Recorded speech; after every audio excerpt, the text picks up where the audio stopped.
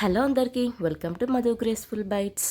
ఈరోజు మన ఛానల్లో మీకోసం ఒక మంచి వెజ్ కర్రీతో మీ ముందుకు వచ్చేసాం.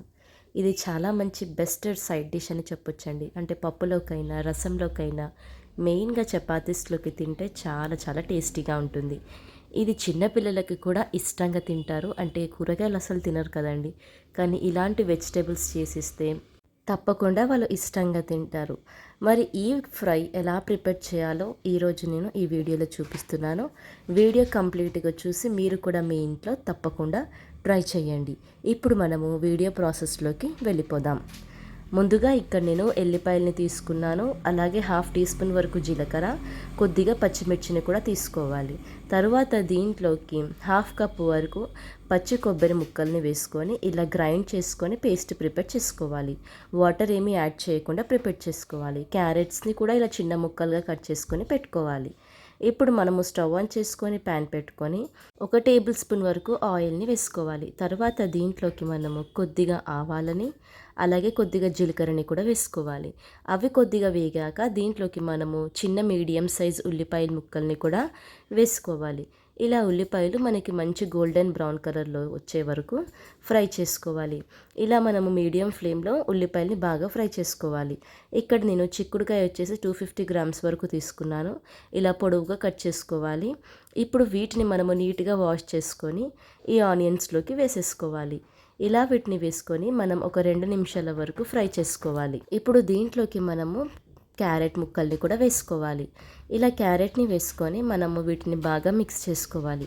క్యారెట్ ఎందుకు వేస్తున్నామంటే దీనికి మంచి టేస్ట్ అనేది ఇస్తుంది. అలాగే క్యారెట్ పిల్లలు అస్సలు తినరు కదండి, కానీ ఇలాంటి ఫ్రైస్లో వేస్తే వాళ్ళు తప్పకుండా తింటారు.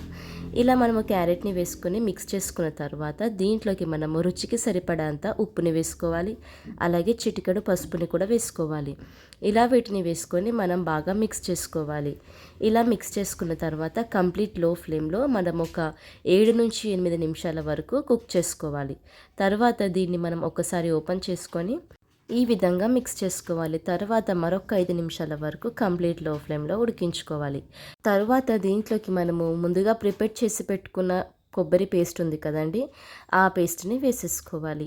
ఈ విధంగా మనం కంప్లీట్ లో ఫ్లేమ్లో పెట్టుకొని ఈ పేస్ట్ని వేసుకొని బాగా మిక్స్ చేసుకోవాలి. అంతా కూడా మనకి ఫ్రైలో బాగా మిక్స్ అయిపోవాలి. ఒక 2 నిమిషాల పాటు ఇలా మనం వీటిని బాగా మిక్స్ చేసుకోవాలి. కొబ్బరిదంతా పచ్చివాసన పోయేంత వరకు దీన్ని బాగా మిక్స్ చేసుకోవాలి. ఈ విధంగా మిక్స్ చేసుకున్న తర్వాత దీంట్లోకి మరి కొంచెం మనము టేస్ట్ యాడ్ చేసుకొనికి దీంట్లోకి మనము 1/2 టీ స్పూన్ వరకు ధనియాల పొడిని వేసుకోవాలి. ఈ విధంగా ధనియాల పొడి కూడా వేసుకొని మరొకసారి మనము బాగా మిక్స్ చేసుకోవాలి. ఇదంతా కూడా మనకి చక్కగా మిక్స్ అయిపోవాలి. లాస్ట్లో కొద్దిగా కరివేపాకుని కూడా వేసుకొని మరొకసారి మిక్స్ చేసుకోవాలి. ఈ విధంగా మిక్స్ చేసుకొని దీన్ని మనము వేడివేడిగా సర్వ్ చేసుకుంటే ఎంతో రుచికరమైన చిక్కుడుగాయ క్యారెట్ ఫ్రై రెడీ అయిపోయింది. చూసారు కదా, చాలా సింపుల్ రెసిపీ, చాలా తక్కువ ఇంగ్రీడియంట్స్ తోటి ఇలాంటి రుచికరమైన ఫ్రై ఐటెం రెడీ అయిపోయింది. అండ్ దీంట్లో క్యారెట్ యాడ్ చేసాం కాబట్టి చాలా చాలా టేస్టీగా ఉంటుంది. క్యారెట్ ఇష్టపడని వాళ్ళకి కూడా ఈ కర్రీ పెడితే మాత్రం తప్పకుండా ఇష్టంగా తింటారు. ఇది ముఖ్యంగా మనకి చపాతీస్లోకి చాలా బాగుంటుంది. రైస్లోకి ఇలా పప్పులోకైనా రసంలోకైనా బెస్ట్ సైడ్ డిష్ అని చెప్పొచ్చు. చూస్తున్నారు కదా, చూస్తుంటేనే మనకు అర్థమవుతుంది ఇది ఎంత టేస్టీగా ఉండొచ్చో. ఇది మనము కొబ్బరి వేసి చేసాం కాబట్టి మంచి డెలిషియస్ టేస్ట్ అనేది ఇస్తుందండి. చూసారు కదా కంప్లీట్ వీడియో. ఈ వీడియో చూసి మీరు కూడా మీ ఇంట్లో ఈ యొక్క టేస్టీ అయిన చిక్కుడుగాయ క్యారెట్ ఫ్రై ట్రై చేయండి. ట్రై చేశాక ఎలా కుదిరిందో మా ఛానల్లో కామెంట్ చేయండి. Thank you for watching Madhu graceful bytes. Like, share, subscribe.